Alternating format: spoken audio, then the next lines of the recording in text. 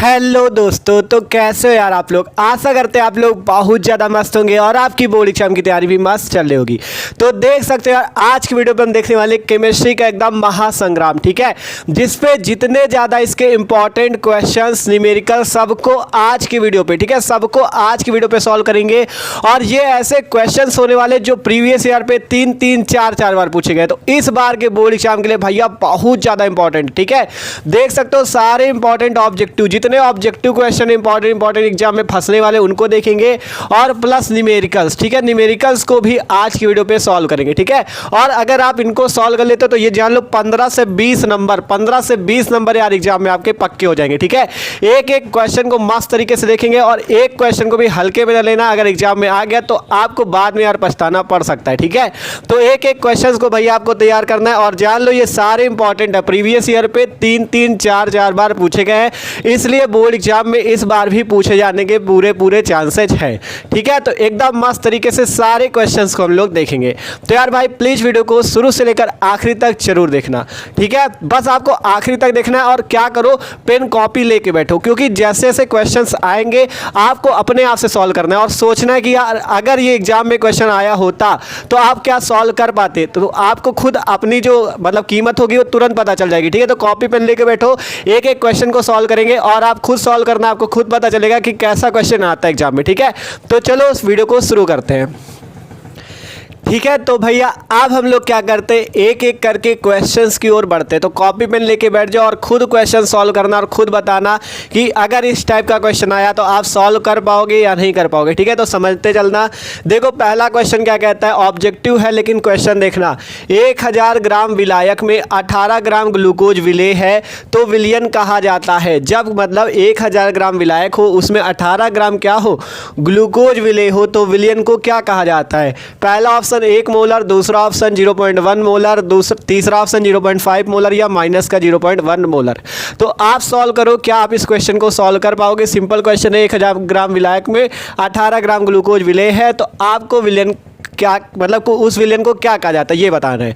तो कैसे इस क्वेश्चन को सॉल्व किया जाए। तो देखो क्वेश्चन अगर सॉल्व करना है तो एक काम किया करो, पहले उस क्वेश्चन को 1-2 बार पढ़ लिया करो, ठीक है। आपसे पहले यहाँ तो इतनी चीज़ कहा गया कि इतने विलेय आपका ग्लूकोज विलेय है तो विलयन को क्या कहा जाता है। फिर यहाँ पे कहा गया 1 मोलर, 0.1 मोलर, 0.5 मोलर, माइनस का 0.1 मोलर।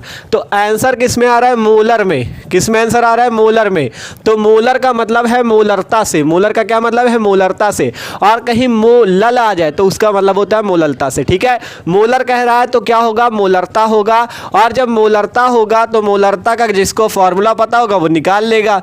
मोलरता बराबर फॉर्मूला क्या होता है, विलेय के मोलों की संख्या बटे में विलयन का आयतन और गुणे में 1000, ठीक है। तो अगर विलेय के मोलों की संख्या small w upon small m हो, इंटू विलयन का आयतन कैपिटल V हो और इंटू में 1000, तो आप यहाँ से मोलरता निकाल सकते हो और बता सकते हो कितने मोलर विलयन होगा, ठीक है। इस तरह से निकाला जाता है। स्मॉल w हो जाएगा विलेय का भार, स्मॉल m हो जाएगा विलेय का अणु भार, कैपिटल V हो जाएगा आयतन और गुणे में 1000। तो चलो निकाल के आपको दिखा देते हैं, ठीक है। तो आप भी निकालो। स्मॉल w विलेय का भार, विलेय कौन होगा, 1000 ग्राम विलायक। जब ये विलायक है तो ये पक्का ग्लूकोज हो, ग्लूकोज क्या होगा, विलेय होगा। तो यहाँ पर ग्लूकोज का भार 18 आ जाएगा, ये होगा विलेय, ठीक है। ये क्या हो गया, विलेय। अब बात आती है कि इसका अणु भार, ध्यान से देखो। अब आपको बात आएगी कि भैया ग्लूकोज का अणु भार कैसे आएगा। तो ग्लूकोज का अणु भार आपको निकालना होगा। C6H12O6 होता है, ठीक है। C6H12O6 कार्बन का होता है 12, ठीक है। तो 6 कार्बन तो 12 गुणे 6 प्लस लगाओ। हाइड्रोजन का होता है 1, तो कितने हाइड्रोजन 12, तो 1 गुणे 12 प्लस ऑक्सीजन का होता है 16, तो कितने ऑक्सीजन 6, तो 16 गुणे 6। यहाँ से निकाल लो 12 छंग 72 प्लस 12 प्लस 16 छक्का 96, जोड़ दो तीनों को, 96 2 98, 98 2 100 और 70 10 80, 180 आ जाएगा अणु भार, ठीक है। निकाल लेना, जोड़ लो इसको, 180 अणु भार आएगा। तो यहाँ से स्मॉल m की जगह रख देना कितना, 180 इंटू V क्या हो जाएगा, आयतन आयतन, ठीक है। तो आयतन हो जाएगा ये आपको जो 1000 ग्राम दिया गया यही आपका हो जाएगा। देखो क्योंकि 1 ग्राम बराबर होता है 1 मिलीलीटर के, 1 ग्राम होता है 1 मिलीलीटर के बराबर, तो 1000 ग्राम किसके बराबर हो जाएगा? 1000 मिलीलीटर के। ध्यान से समझ लो क्वेश्चन को, ठीक है। अगर आपको 1 ग्राम को 1 मिलीलीटर में बदलना हो, क्योंकि ये जो विलियन का आयतन होता है मिलीलीटर में रखा जाता है, तो 1 ग्राम को मिलीलीटर में बदलना, तो 1 मिलीलीटर होता है 1 ग्राम के इक्वल, तो 1000 ग्राम को 1000 मिलीलीटर हो जाएगा। तो यहाँ पे आपको क्या कर देना, वी की जगह 1000, तो 1000 कर दो, ठीक है। सिंपल वी की जगह हमने 1000 कर दिया, 1000 ये मिलीलीटर में। अब ऊपर 1000 गुणा कर लो, आप सॉल्व कर लो, जो आंसर आ जाए वही हो जाएगा। तो 1000 है, यहाँ भी 1000 कैंसिल हो जाएगा, 18 180, 18 दाम 180 बच जाएगा 1/10, और इसको निकालोगे तो 0.1 आ जाएगा। और 0.1 मोलरता का मात्रक क्या होता है? या तो आप मोल प्रति लीटर लिख सकते हो, मोल प्रति लीटर, या डायरेक्ट मोलर लिख सकते हो 0.1 मोलर। तो बताओ कौन सा ऑप्शन सही हो जाएगा? यही वाला सही है, 0.1 मोलर, ठीक है। तो दूसरा ऑप्शन आपका सही हो जाएगा, ठीक है। तो देख सकते हो कैसे सॉल्व कर सकते हो। तो इसीलिए कह रहा है जब आप इन क्वेश्चंस की प्रैक्टिस करोगे तभी आपको क्वेश्चन समझ में आएंगे। अगर एग्जाम में आता तो आप खुद सोच लो अपनी कैपेसिटी कि आप सॉल्व कर पाते या नहीं, ठीक है। तो जितने क्वेश्चन आएंगे सारे खतरे के आएंगे, ठीक है। छोटे छोटे क्वेश्चन होंगे या बड़े क्वेश्चन हो, बड़े भी देखेंगे न्यूमेरिकल वाले, तो आपको एक एक क्वेश्चन को मस्त तरीके से सॉल्व करते हुए चलना है। और यार अगर चैनल पर नए हो तो भैया सब्सक्राइब भी कर लेना और वीडियो को भी लाइक कर लेना, ठीक है। रोज हम लोग मस्त तरीके से इसी तरह तैयारी करते केमिस्ट्री फिजिक्स सारे सब्जेक्ट की, ठीक है। तो पहला क्वेश्चन समझ में आ गया ना, मोलर कह रहा था तो मोलरता निकाल दिया। अगला क्वेश्चन है, एक मोलल जलीय विलयन में विलेय का मोल प्रभाज बताओ। इस बार क्वेश्चन पढ़ लो, एक मोलल का जलीय विलयन है उसमें विलेय का मोल प्रभाज बताइए। तो इसको कैसे निकालोगे? सिंपल, इस बार क्या दिया गया? मोलल। मोलल का मतलब है मोललता दिया गया है, मोललता दिया गया है कितना है भैया? 1 मोलल, ठीक है। 1 मोलल है। और मोललता में क्या होता है? मोललता का जिसको फॉर्मूला पता होगा वो इस क्वेश्चन को सॉल्व कर लेगा। मोललता का फॉर्मूला होता है आपका, मोललता बराबर क्या होता है? विलेय के मोलों की संख्या बटे में विलायक का भार और गुणे में 1000, ठीक है। क्या होता है? विलेय के मोलों की संख्या बटे में क्या? विलायक का भार और गुणे में 1000, ये होता है मोललता का फॉर्मूला। अगर आपसे 1 मोलल कहा गया है, 1 मोलल आपसे कहा गया है, तो इसका मतलब ये होगा कि 1 मोल विलेय, 1 मोल विलेय 1000 ग्राम विलायक में, ठीक है। 1 मोल विलेय 1000 ग्राम विलायक में, क्योंकि आपको हमने मोललता का फॉर्मूला बताया, मोललता बराबर विलेय के मोलों की संख्या बट्टे में विलायक का भार, और आपने देखा उस पर 1000 का गुणा होता है, तो इस कारण से 1000 ग्राम विलायक में। तो 1 मोल विलेय 1000 ग्राम विलायक में, इसका ये मतलब होगा। अगर मतलब समझ गए आप क्वेश्चन सॉल्व कर लोगे। तो विलेय कितना है? 1 मोल है। आपको निकालना क्या है? विलेय का मोल प्रभाज। तो विलेय के मोल प्रभाज का सूत्र क्या होगा? विलेय का मोल प्रभाज, इसका सूत्र बताओ क्या होगा? इसका सूत्र हो जाएगा विलेय के मोलों की संख्या, विलेय के मोल, ठीक है। यहाँ पे विलेय के मोल, ठीक है, और बट्टे में क्या हो जाएगा? विलेय के मोल प्लस विलायक के मोल, ये फॉर्मूला होगा। जिसको मोल प्रभाज पढ़ा है जिसने, ठीक है, हमने पढ़ाया, जिसने पढ़ा है उसको पूरा पता होगा ये, ठीक है। बट्टे प्लस का विलायक के मोल, ठीक है, विलायक के मोल। सिंपल, आपने देखा अगर आपको विलेय का मोल प्रभाज निकालना तो फॉर्मूला लगेगा विलेय के मोल बटे में विलेय के मोल प्लस विलायक के मोल।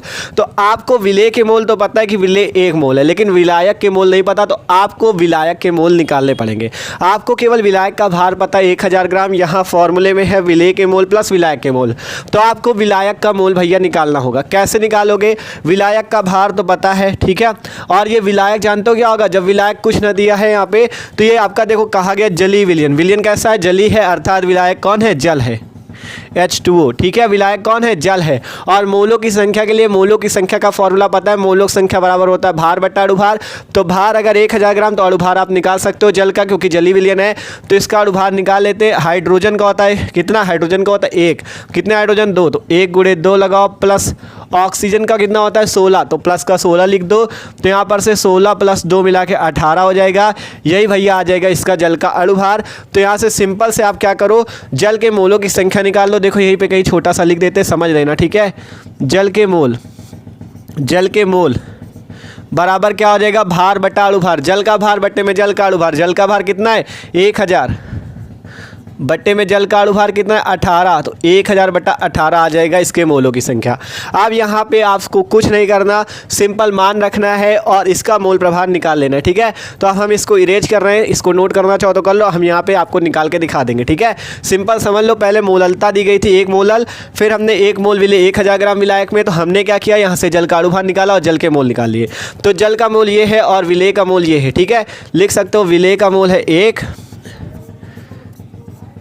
विलेय का मोल है 1 और जल का मोल है 1000/18। तो सिंपल अब सॉल्व करके आपको दिखाते हैं यहाँ पे, ठीक है।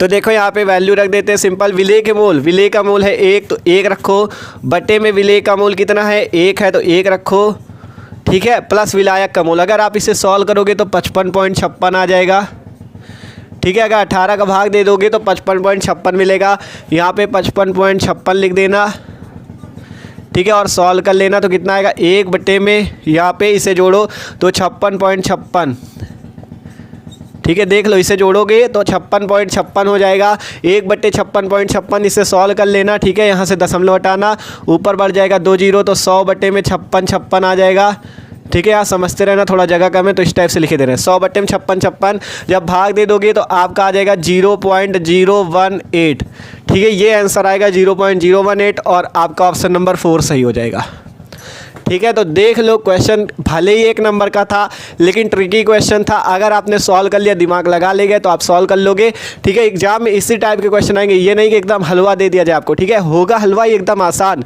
लेकिन आपको उसमें ट्रिक लगानी होगी, उसमें दिमाग लगाना होगा, ठीक है। तो आपको समझना होगा क्वेश्चन को। 1 मोलल जलीय विलयन में विलेय का मोल प्रभार पूछ रहा था, तो सिंपल पहले आपको क्या पता चला 1 मोलल से कि आपकी ये मोललता दी गई, तो 1 मोल विलेय 1000 ग्राम विलायक में, ठीक है। तो विलायक का भार पता चला 1000 और कह रहा था जलीय विलयन, तो हमें पता चल गया जल है विलायक, ठीक है। जल है विलायक तो जल का अणुभार निकाल लिया 18 आया, फिर जल के मोल निकाले, ये आ गया 55.56, विलेय तो पता ही था 1 मोल है, तो यहाँ पे विलेय के मोल 1 बटे में 1 प्लस 55.56 0.018 आ जाएगा, ठीक है।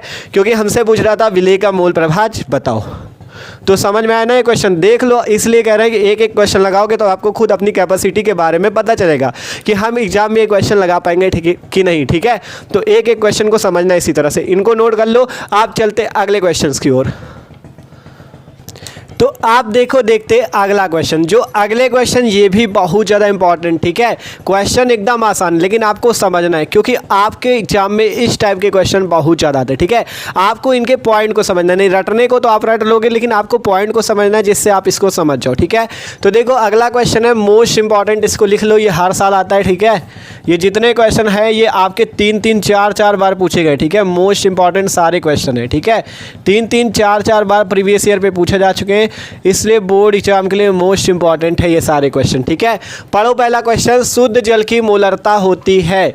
ये क्वेश्चन हर साल आता है कि शुद्ध जल की मोलरता कितनी होती ये बताइए, ठीक है। शुद्ध जल की कितनी मोलरता होती। तो देखो शुद्ध जल की मोलरता निकालने के लिए देखो आपको जैसे अभी देखा था इसके पहले वाला क्वेश्चन, जल का भार कितना था 1000 ग्राम और अणुभार जल का कितना होता है 18। तो अगर 1000 में 18 का भाग दोगे, जल का भार 1000 मान लो और 1000 ये ग्राम में होता है, ठीक है, और 18 इसका अणुभार होता है, और यहाँ से अगर 18 का भाग दोगे 1000 में तो 55.56 आता है, और यही आपकी होती शुद्ध जल की मोलरता। तो आपको एकदम याद रख लेना है 1000 मतलब जल का भार जैसे था अभी, तो आपको ये मानना है कि जल का भार 1 किलोग्राम है, और 1 किलोग्राम को अगर ग्राम में बदलोगे तो 1000 ग्राम हो जाएगा, और 1000 ग्राम और जल का अणुभार रख देना तो 1000/18 बराबर 55.56 मोल प्रति लीटर। और यही पूछा गया शुद्ध जल की मोलरता कितनी होती है, ये है 55.56, ठीक है। और याद तो आपको करना नहीं, समझना है, तो आप ये याद रखो 1 किलोग्राम जल का भार है और अणुभार आपको निकालना आता है, H2O सूत्र होता है, हाइड्रोजन का 1 तो 1 × 2 प्लस ऑक्सीजन का 16 + 2 मिला के 18। तो जब 1 किलोग्राम जल का भार है तो 1 किलोग्राम को जब 1000 ग्राम में बदलोगे तो 1000/18 तो मोलरता कितनी आ जाएगी 55.56 मोल प्रति लीटर। तो पहला ऑप्शन ये सही हो गया, ठीक है। अगला क्वेश्चन मोस्ट इंपॉर्टेंट है, निम्न में से किसके जलीय विलयन का क्वथनांक सर्वाधिक होगा, ठीक है। ये क्वेश्चन बहुत आते हैं कि किसके जलीय विलयन का क्वथनांक सर्वाधिक सर्वाधिक होगा, किसके जलीय विलयन का क्वथनांक सबसे कम होगा।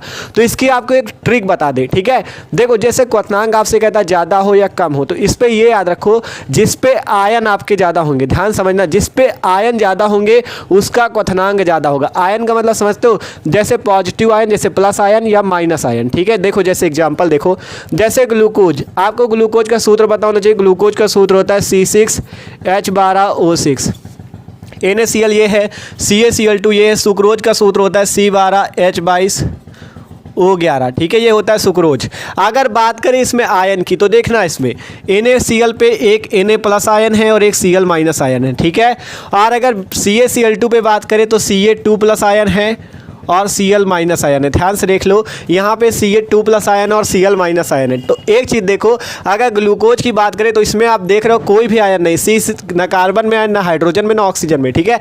तो C6H12O6 में कोई भी आयन नहीं है और इसमें भी आयन नहीं है आपका। और इनमें बात करें तो देखो इसमें एक और एक मिला के देखो, पॉजिटिव आयन निगेटिव आयन ये आपको मतलब नहीं रखता, कितने आयन वो गिन लो। देखो यहाँ पे एक आयन ये मिला, एक ये मिला, 2 हो गए। इस वाले पे 2 आयन है।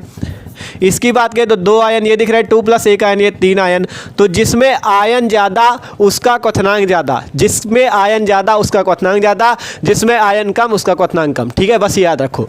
तो किसमें आयन ज़्यादा है, इस वाले में 3, ठीक है, इसमें 3 आयन है, तो इसी का भैया क्वथनांक सर्वाधिक होगा। तो यहाँ से सिंपल आपको तीसरे नंबर पर टिक कर देना। इस टाइप का कोई भी क्वेश्चन आता है आपको इसी टाइप से सॉल्व करना है, जिस पे आयन ज़्यादा हो उसका क्वथनांक ज़्यादा होगा। और इसी टाइप से अगला क्वेश्चन भी देख लो, निम्न में से सर्वाधिक परासरण दाब वाला यौगिक है। और ये भी याद रख लो, जिसमें आयन ज़्यादा होंगे उसका क्वथनांक भी ज़्यादा होगा और उसका परासरण दाब भी ज़्यादा होगा। अगर इस टाइप का कोई भी क्वेश्चन आता है तो आपको इसी तरह से सॉल्व करना है। आयन देख लो, जिस पे आयन ज़्यादा उसका क्वथनांक ज़्यादा और जिस पे आयन ज़्यादा उसका परासरण दाब भी ज़्यादा। देखो यहाँ पे NaCl कितने आयन आएंगे, Na प्लस और Cl माइनस में 2 आयन।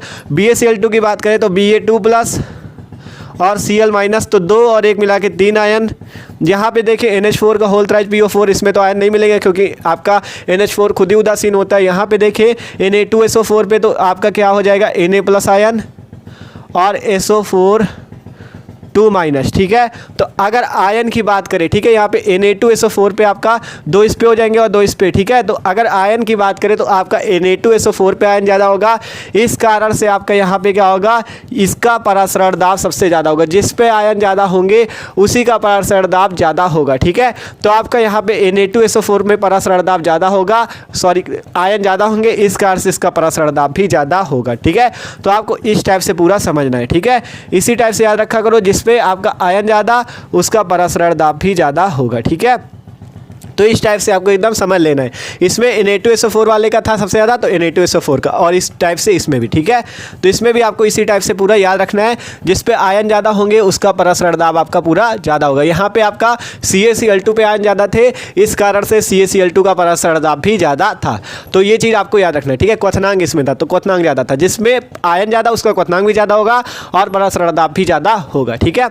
अगला क्वेश्चन की ओर बढ़ते हैं। निम्न में से कौन सा अणुसंघ गुणधर्म है, ठीक है, कौन सा है जो अणुसंघ गुणधर्म है।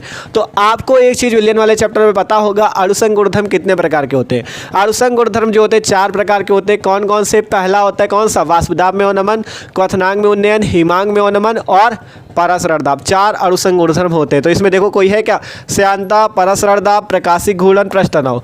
तो परासरण दाब जो है ये आपका क्या है, अणुसंघ गुणधर्म, तो ये दूसरा ऑप्शन आपका सही हो जाएगा, ठीक है। तो ये देख सकते हो सारे क्वेश्चन मोस्ट इंपॉर्टेंट थे, ठीक है। तो देखो इन क्वेश्चंस को देखा, आप चलते कुछ और क्वेश्चन को, ठीक है, और फिर हम उसके बाद न्यूमेरिकल्स की ओर बढ़ेंगे, ठीक है। तो इनको नोट कर लो जल्दी से, ठीक है। तो आप देखो, देखते अगला नंबर क्वेश्चन। अगला क्वेश्चन भी मोस्ट इंपॉर्टेंट, ठीक है। देख सकते हो क्वेश्चन पढ़ना। क्वेश्चन कहता है A, B, C तत्वों का मानक अपचयन विभव क्रमशः प्लस का 0.68 वोल्ट, माइनस का 0.50 वोल्ट और माइनस का 2.5 वोल्ट है। उनकी अपचयन शक्ति का क्रम है, उनकी अपचयन शक्ति का क्रम बताना है, ठीक है।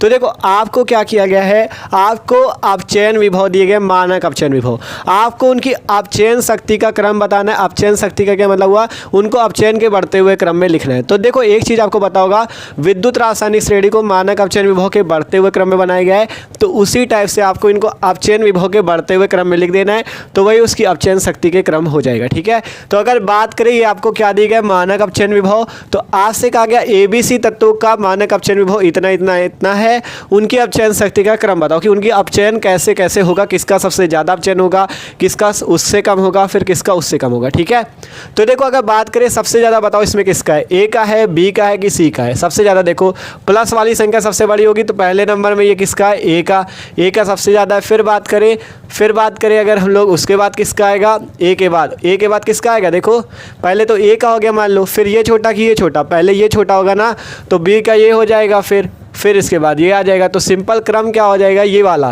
ठीक है, सबसे बड़ा A होगा, फिर उससे छोटा B होगा, उससे छोटा C होगा, क्योंकि देख सकते हो सबसे ज़्यादा प्लस 0.68 वोल्ट है। ठीक है, प्लस का 0.68 वोल्ट, फिर उससे कम कौन हो जाएगा, माइनस का 0.50 वोल्ट, फिर उससे कम कौन हो जाएगा, माइनस का 2.5 वोल्ट। ठीक है, तो पहला नंबर ऑप्शन ही सही हो जाएगा। देखो आपसे ये कहा गया है कि अपचयन शक्ति के बढ़ते क्रम में लिखो, तो आपको मानक अपचयन विभव दिए गए हैं, तो जिसका अपचयन विभव ज़्यादा होगा वो ज़्यादा अपचयन करेगा, जिसका अपचयन विभव कम होगा वो कम अपचयन करेगा।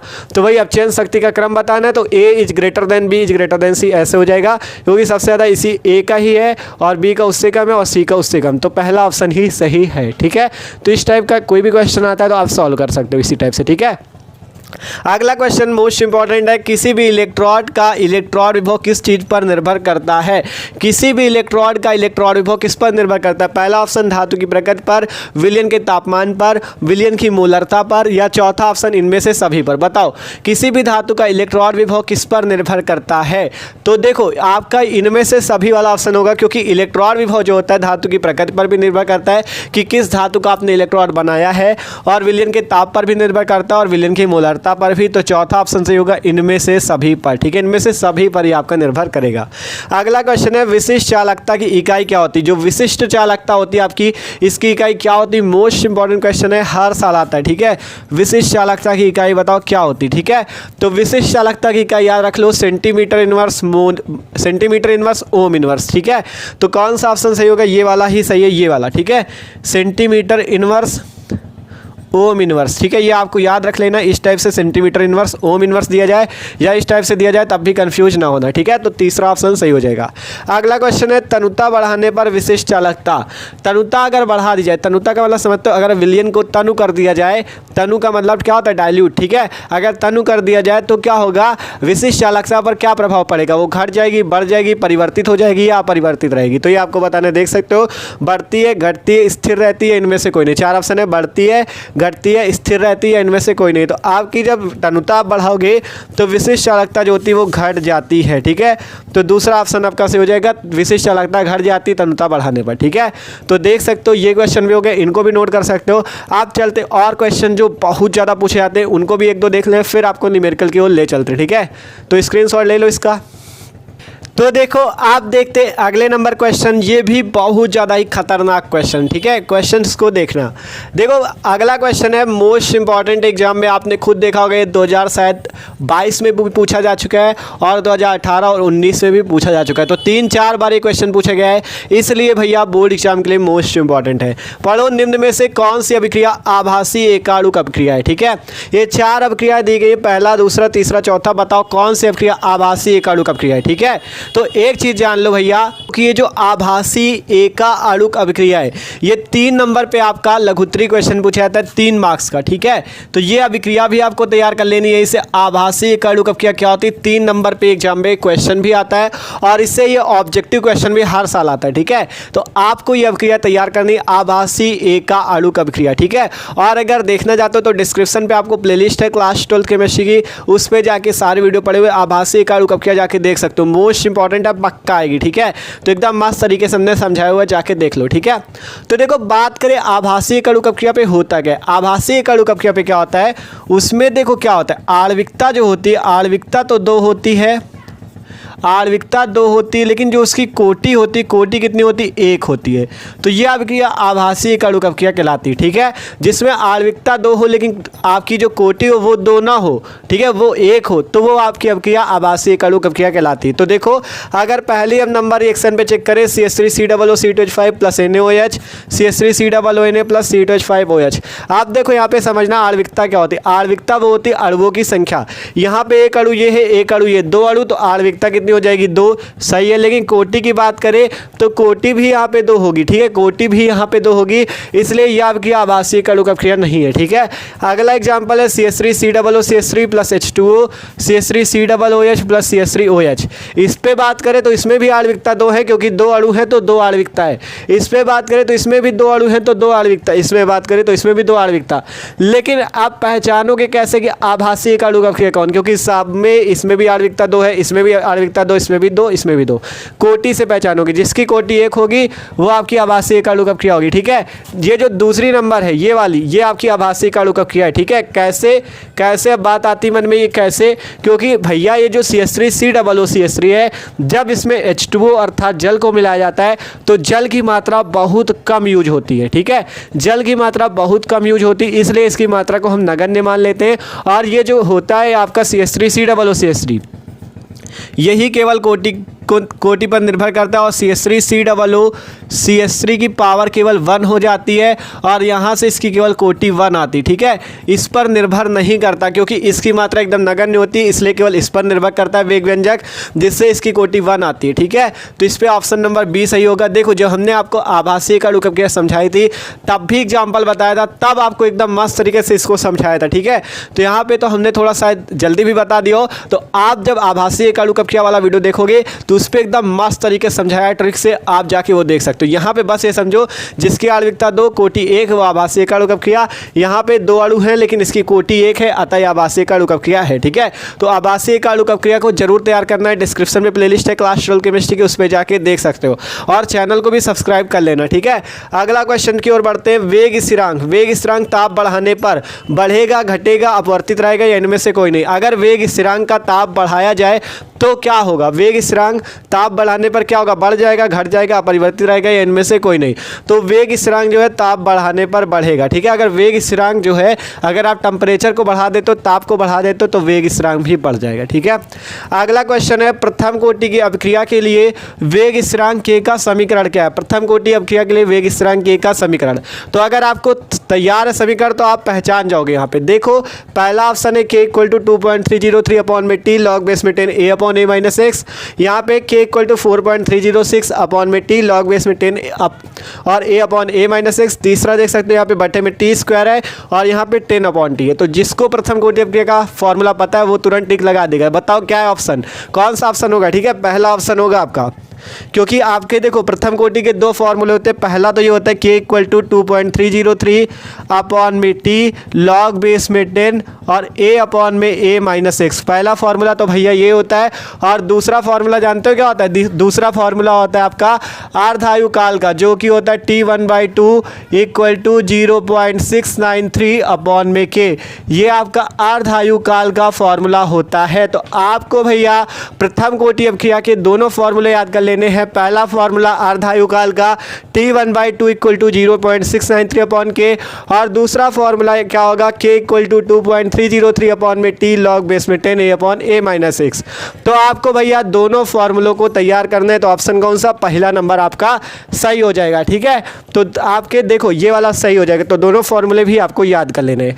तो देख सकते हो ये क्वेश्चन हो गया। तो एक चीज़ कर लेना, आभासी एक अणु कक्षीय जरूर तैयार कर लेना, क्योंकि एग्जाम में हर साल आती है, इसलिए आपसे कह रहे हैं। ठीक है, तो इन क्वेश्चंस को आप नोट कर लो। अब बच्चे न्यूमेरिकल देखते हैं, जो कि इंपॉर्टेंट जो कि एग्जाम में हर साल आते हैं। ठीक है, तो इनको नोट कर लो जल्दी से।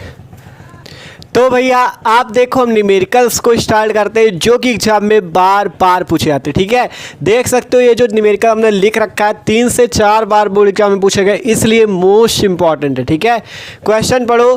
प्रथम कोटि अभिक्रिया का अर्धायु काल 60 मिनट है, कितने समय में अभिक्रिया का 90% भाग पूर्ण हो जाएगा? ठीक है, मोस्ट इंपॉर्टेंट क्वेश्चन है, लिख के रख लो।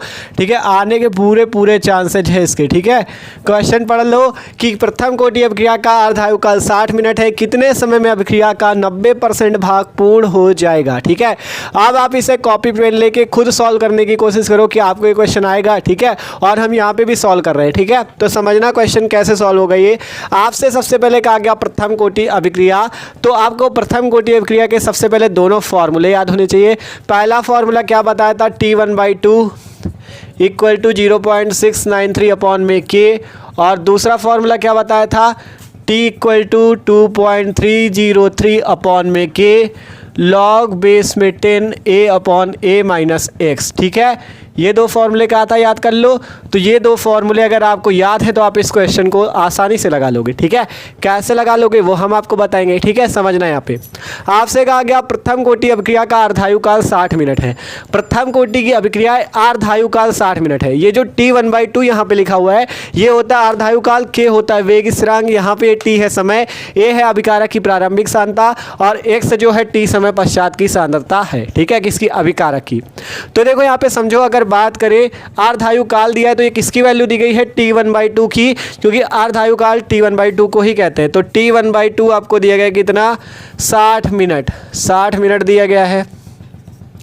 अब आपसे कह रहा है कितने समय में अभिक्रिया का 90% भाग पूर्ण हो जाएगा, कितने टाइम में आपका 90% भाग पूर्ण हो जाएगा, अर्थात आपसे T90% वाला समय पूछ रहा है। ठीक है, तो अभी बताएंगे कैसे निकालना। सबसे पहले आप क्या करो, ये जो अर्धायुकाल दिया गया है इस अर्धायुकाल से क्या करो, K का मान निकाल लो। अगर आपने K का मान निकाल लिया, मान लो K का मान जो निकाला यहाँ पे रख देना, और आप 90% में पूर्ण करने होने 90% पूर्ण होने में लगा समय निकाल लेना। ठीक है, क्योंकि कह रहा है 90% भाग कितने समय में पूर्ण होगा, तो 90% भाग पूर्ण होने में लगा समय निकाल लेना है। ठीक है, तो चलो निकालते। पहले ये वाला फॉर्मूला लगाओ, T1/2 इक्वल टू 0.693 अपॉन के, तो यहाँ पर से T1/2 की वैल्यू 60 इक्वल टू 0.693 अपॉन में के, तो यहाँ से के की वैल्यू आ जाएगी 0.693 अपॉन 60। ठीक है, ये आ गई वेग स्थिरांक के की वैल्यू। देख लो ध्यान से, के इक्वल टू आ गया 0.693 अपॉन 60 और मात्रक मिनट इनवर्स। मिनट इनवर्स क्यों हुआ, क्योंकि इसका मात्रक मिनट था। तो जब नीचे आ जाएगा ये के, देखो ये T1/2 नीचे आएगा तो मिनट इनवर्स हो जाएगा। ठीक है, तो यहाँ से सबसे पहले क्या किया हमने, आपसे कहा कि आप के की वैल्यू निकाल लो। के की वैल्यू आपने निकाल ली, आप इस के की वैल्यू यहाँ पे रख देंगे और 90% पूर्ण होने में लगा समय निकाल लेंगे। ठीक है, आपसे क्वेश्चन ने कहा 90 समय पूर्ण होने में लगा समय, अर्थात जब अभिक्रिया 90% पूर्ण हो जाए। तो पहले मान लो हम क्या करें, अभिक्रिया जब आपकी नहीं पूर्ण हुई है तब उसकी प्रारंभिक सांद्रता मान लेते हैं, माना अभिकारक की प्रारंभिक सांद्रता। ध्यान से देखना, क्वेश्चन इसी टाइप से सॉल्व होगा। माना अभिकारक की प्रारंभिक सांद्रता A बराबर 100। ठीक है, प्रारंभिक सांद्रता A बराबर हमने मान लिया 100। ध्यान से सुनो क्या कह रहे हैं, मान लो अभी अभिक्रिया जो है शुरू नहीं है, तब अभिकारक की जो प्रारंभिक सांद्रता होती है वो A मानते हैं, और हमने उस A को क्या मान लिया, 100 मान लिया, A की वैल्यू 100 मान ली। अब आपसे कह रहा है 90% पूर्ण होने में लगा समय पूछ रहा है, तो X क्या हो जाएगा, 100 का 90% अर्थात 90। ठीक है, 100 का 90% अर्थात 90, क्योंकि 100 इंटू 90 अपॉन 100 करोगे तो 100 से 100 कैंसिल हो जाएगा, केवल 90 बचेगा। आप सिंपल ये समझ लो, आपसे मान लो 90% ना कहे, 50% कह दे, 40% कह दे, 30% कह दे, तो बस ये करो, A को तो 100 ही मान लो, A को 100 ही मान लो। ठीक है, और X जितने परसेंट कहे, 30% कहे तो X को 30 मान लो, 40% कहे तो 40 मान लो, बस इतना करना है और सिंपल सा क्वेश्चन लग जाएगा। देखो अभी बताते हैं, X को तो ये मान लिया, अब यहाँ पे आपका क्या है, A माइनस एक्स भी आएगा, तो यहीं से A माइनस एक्स की भी वैल्यू निकाल लो। A है 100, X है 90, 100 माइनस 90 करोगे आ जाएगा 10। ठीक है, 100 माइनस 90 करोगे क्या वैल्यू आ जाएगी, 10। तो अब ये जो वैल्यू आ गई यहाँ पे रख दो और आंसर ले लो। देखो कैसे, ठीक है, देखो कैसे सिंपल, T 90% का समय निकाला, अर्थात 90% पूर्ण होने में लगा समय। ठीक है, तो 2.303 अपॉन में के की वैल्यू ये आई थी 0.693 अपॉन 60, 0.693 अपॉन 60, और इंटू में लॉग बेस में 10। देखो यहाँ पे लॉग बेस में 10, A की वैल्यू कहाँ है, A की वैल्यू 100, A माइनस एक्स की वैल्यू आई है 10 रख दो। ध्यान से देखो क्वेश्चन को, कुछ नहीं किया है।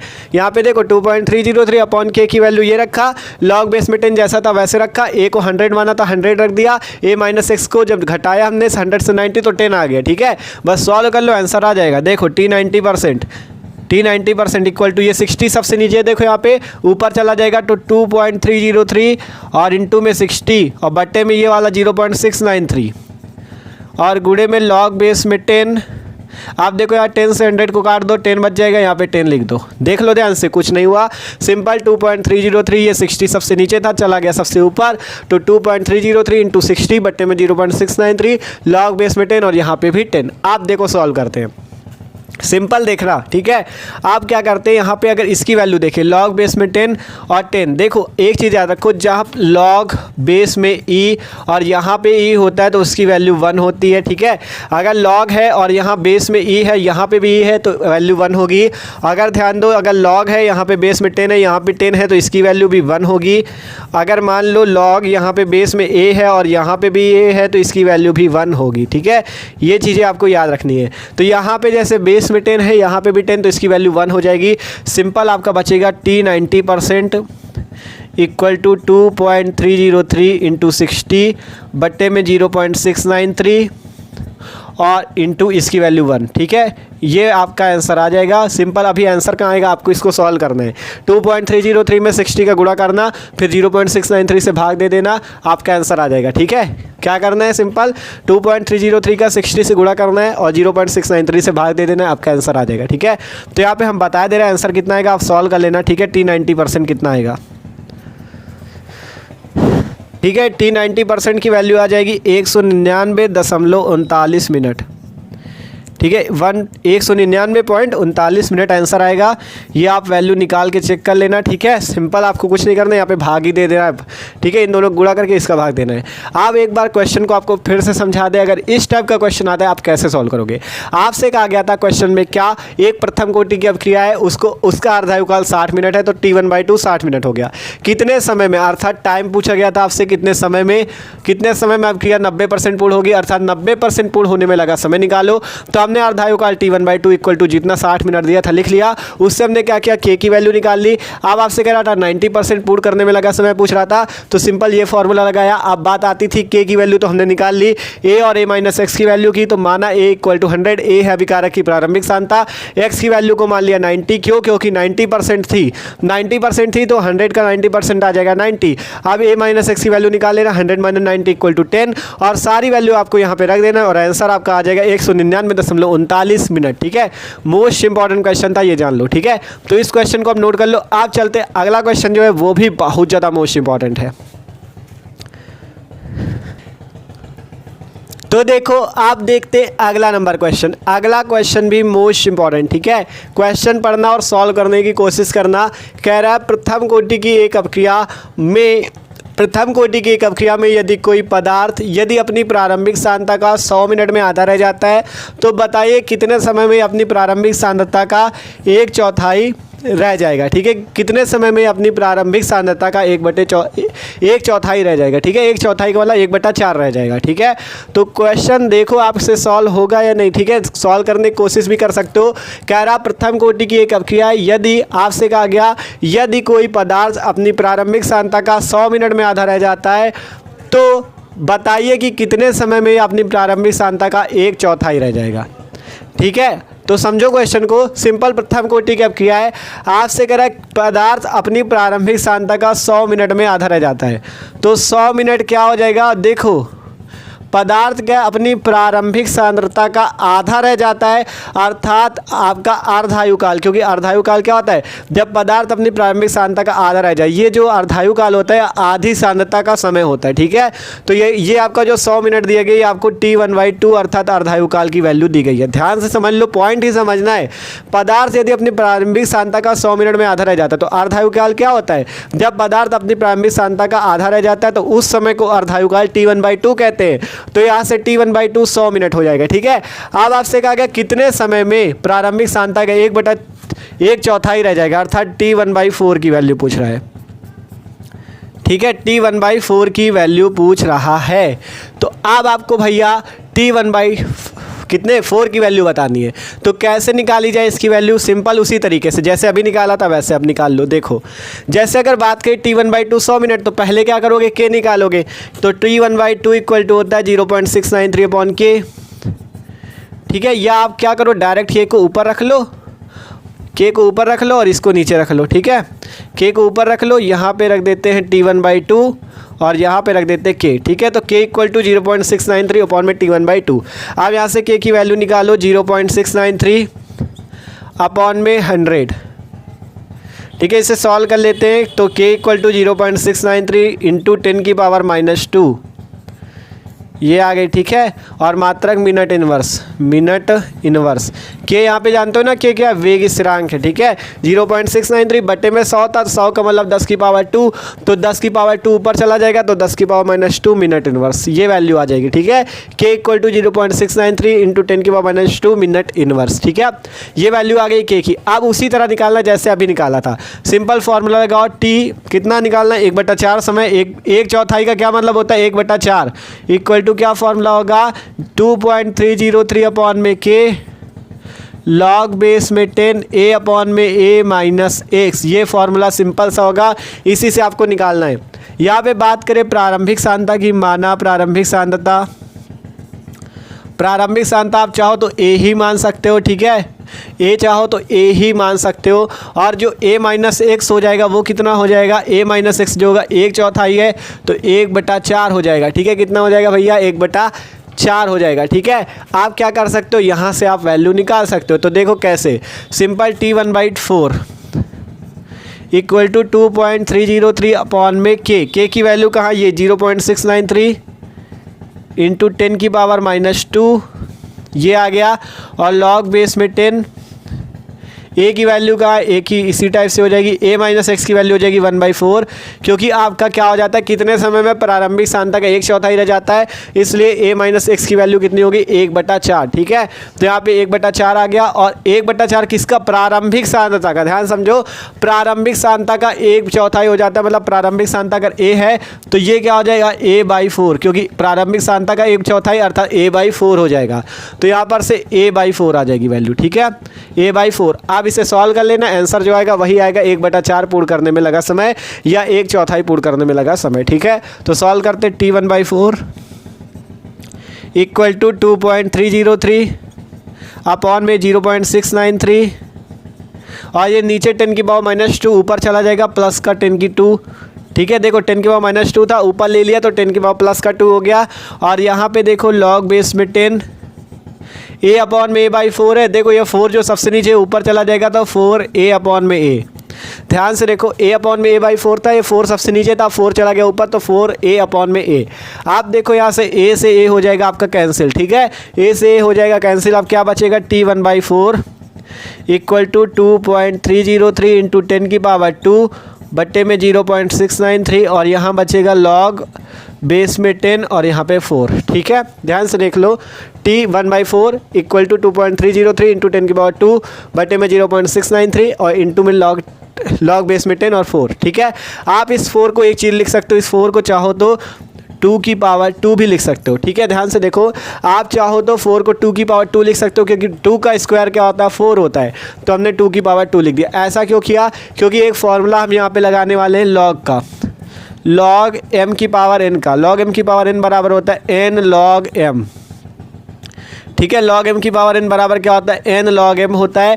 तो यही फार्मूला हम यहाँ पे लगाएंगे, ठीक है। देख सकते हो log 2 की पावर 2 है और यहाँ पे m की पावर n, जब m की पावर n होता है तो हम n log m कर देते हैं, तो जब 2 की पावर 2 होगा तो क्या कर देंगे 2 log 2। ध्यान से समझो, जब log m की पावर n होता है तो उसे हम n log m कर देते हैं, और यहाँ पे log 2 की पावर 2 है तो 2 log 2 कर देंगे। देखो यहाँ पे सॉल्व करते हैं, T1/4 इक्वल टू वैल्यू क्या है 2.303 बट्टे में 0.693 इंटू 10 की पावर 2, ठीक है। और यहाँ पे क्या हो जाएगा आपका, ठीक है, इसको हटा ही देते हैं। यहाँ पे देखो क्या हो जाएगा, log 2 की पावर 2 था तो क्या हो जाएगा 2 log 2, ठीक है, 2 log 2। देख लो ध्यान से, सिंपल है क्वेश्चन, ठीक है। यहाँ से इसको बंद कर दे। देखो आप देखो T1/4 है 2.303 इंटू 10 की पावर 2 बट्टे में 0.693 सेम लिखा। यहाँ पे log 2 की पावर 2 था तो जब log m की पावर n होता है तो n log m कर देते, वैसे 2 log 2 यहाँ पे हमने कर दिया, कुछ नहीं किया और, ठीक है। आप देखो आगे सॉल्व करते T1/4 इक्वल टू, देखो अगर यहाँ से हम 2.303 से 0.693 काटे, या चलो ऐसे ही लिखा रहने दो, अभी ऐसे ही लिखा रहने दो, ठीक है, अभी ऐसे ही लिखा रहने दो, अभी आगे सॉल्व करेंगे एकदम आसानी से। 2.303 बट्टे में 0.693, ठीक है, ऐसे ही था ना। आप देखो आगे सॉल्व करते हैं। यहाँ पे क्या बचेगा, 2.303 बट्टे में 0.693 इंटू 10 की पावर 2। आप देखो 2, यहाँ पे देखो ध्यान से देखना, ये तो सेम है इतना यहाँ तक, यहाँ पे 2 है, 2 लिख दिया। अब आता है log 2, ये आपका 10 जो है नीचे यहाँ पे लिखा हुआ है बेस में, ठीक है। अब वैल्यू किसकी आपको लिखना है, log 2 की। यहाँ पे 2 log 2 हुआ था ना, तो 2 तो ये लिख लिया, log 2 की वैल्यू लिखना है। log 2 की वैल्यू पता है, log 2 की वैल्यू होती है 0.3010। क्या होती है, 0.3010। तो यहाँ पर से log 2 की वैल्यू लिख देना है 0.3010, ठीक है। log 2 की क्या वैल्यू होती है, 0.3010, तो हमने लिख दिया log 2 की वैल्यू 0.3010। आप देखो अगर बात करें यहाँ से, ये गुणे में है, यहाँ पे लिखना चाहिए, यहाँ नीचे लिखा है, ठीक है। तो ये और इसका गुणा हो जाएगा, तो T1/4 इक्वल टू, देखो जब हम क्या करेंगे 2.303 का 0.3010 से गुणा करेंगे तो जानते हो यहाँ क्या आएगा, 0.693, और बटे में भी 0.693 है, और इंटू में 10 की पावर 2 और इंटू 2, ठीक है। देख लो ध्यान से, यहाँ पे सही से देखो, ये तो आपका सेम है 2.303, यहाँ पे 0.3010, जब इसका गुणा करोगे तो 0.693 हो जाएगा, ठीक है, 0.693 हो जाएगा। बट्टे में भी 0.693 है, इंटू 10 की पावर 2 और यहाँ पे 2। आप देखो ये दोनों कैंसिल हो जाएंगे, बचेगा 1 केवल। तो T1/4 इक्वल टू 10 की पावर 2 अर्थात 100 और गुणे में 2, तो यहाँ से आ जाएगा 200 मिनट। 200 मिनट का टाइम लगेगा, ठीक है। एक चौथाई अपक्रिया पूर्ण होने में 200 मिनट का टाइम लगेगा, ठीक है। तो ये क्वेश्चन पूरा हमने सॉल्व कर दिया, आप देख सकते हो, ठीक है भैया। एक बार देख लो, सिंपल आपको क्या दिया था क्वेश्चन में, 100 मिनट में अपक्रिया क्या होती है, पदार्थ की प्रारंभिक सांद्रता की आधा रह जाती है, तो T1/2 100 मिनट हो गया। आपसे कह रहा था कितने समय में यह अपक्रिया प्रारंभिक सांद्रता का 1/4 रह जाएगी या 1/4 रह जाएगी, तो T1/4 हमको निकालना है। तो सिंपल हमने क्या किया, यहाँ से K की वैल्यू निकाल ली इस फॉर्मूले से, क्योंकि T1/2 इक्वल टू 0.693/K होता है, तो K की वैल्यू आ गई। आप अपने फॉर्मूला लगाया, T equal to 2.303 log base में 10 A/A-x, 1/4 निकालना है, तो प्रारंभिक सांद्रता A मानी, A-x इक्वल टू हो गया A/4, क्योंकि प्रारंभिक सांद्रता का 1/4 करना है, तो प्रारंभिक सांद्रता A, तो ये हो जाएगी A/4।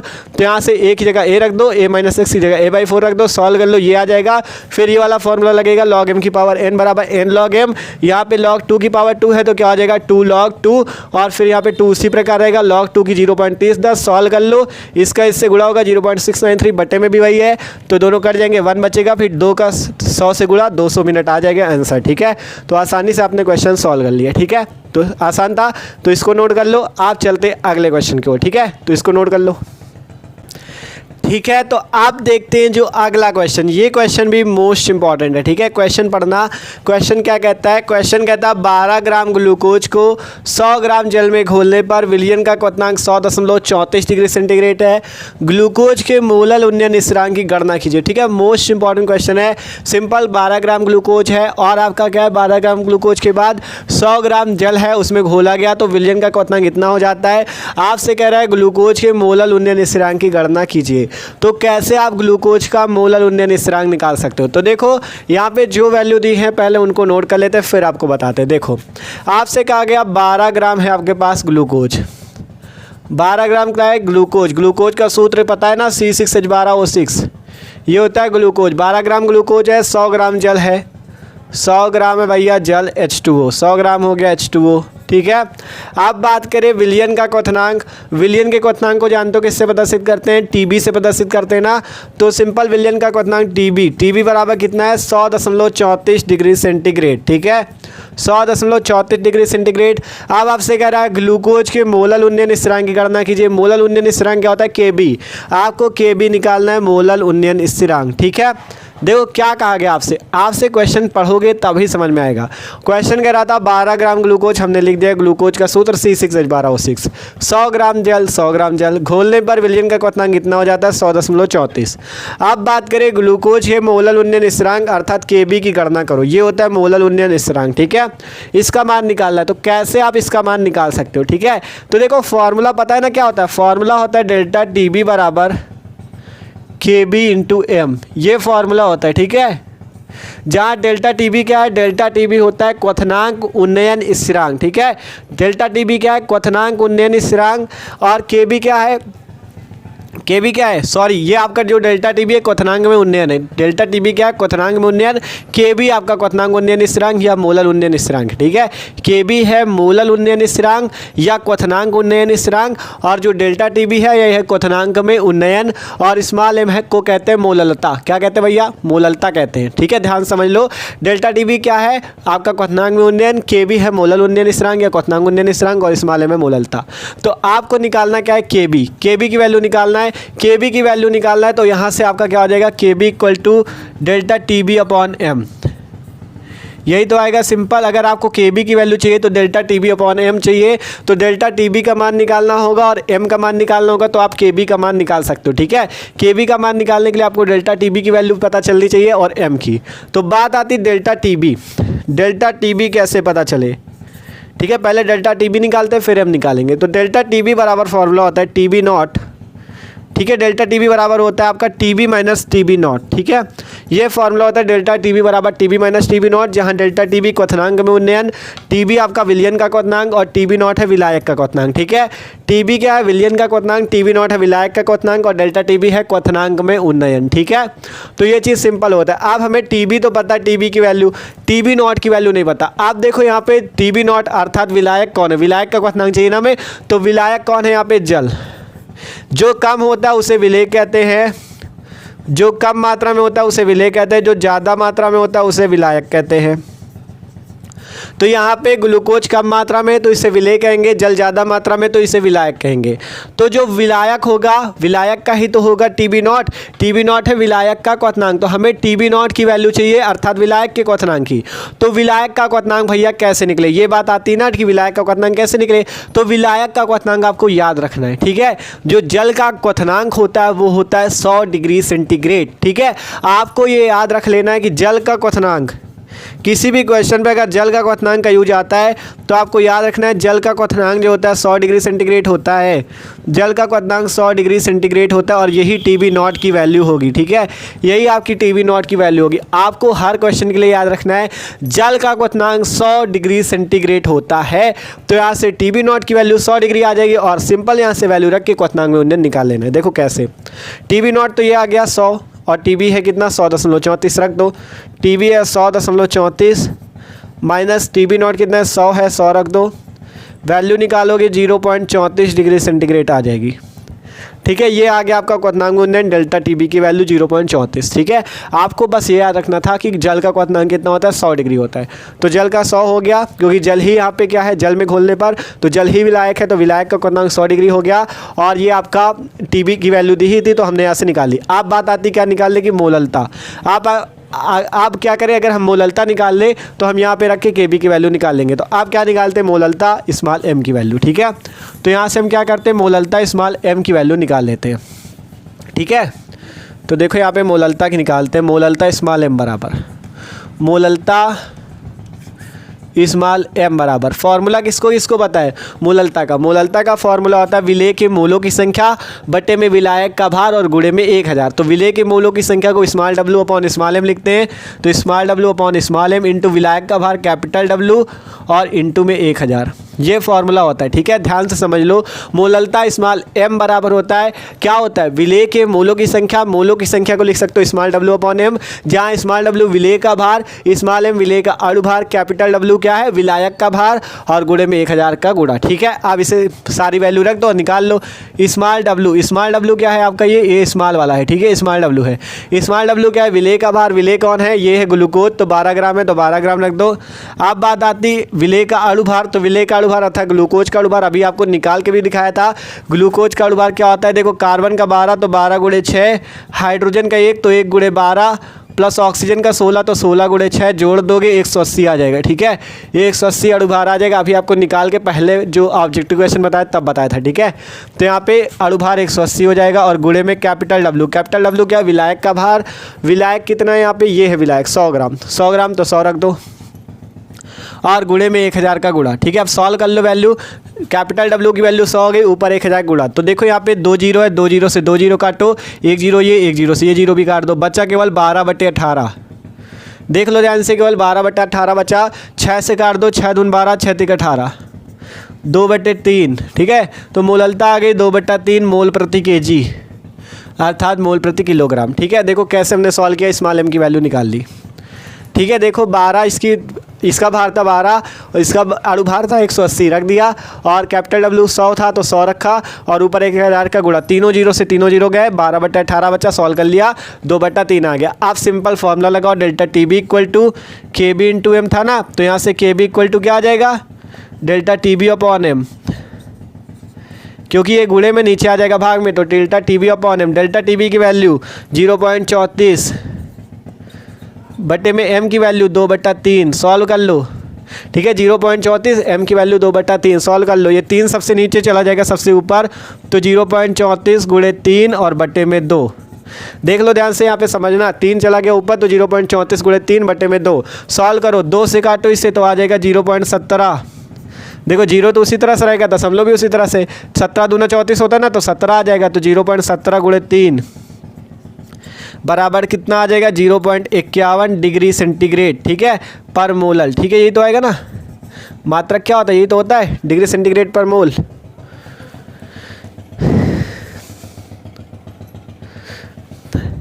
हाँ तो ठीक है, 0.51 डिग्री सेंटीग्रेड पर मोलर आ जाएगा डेल्टा TB की वैल्यू। ठीक है, ये क्वेश्चन भी आपका सॉल्व हो चुका है।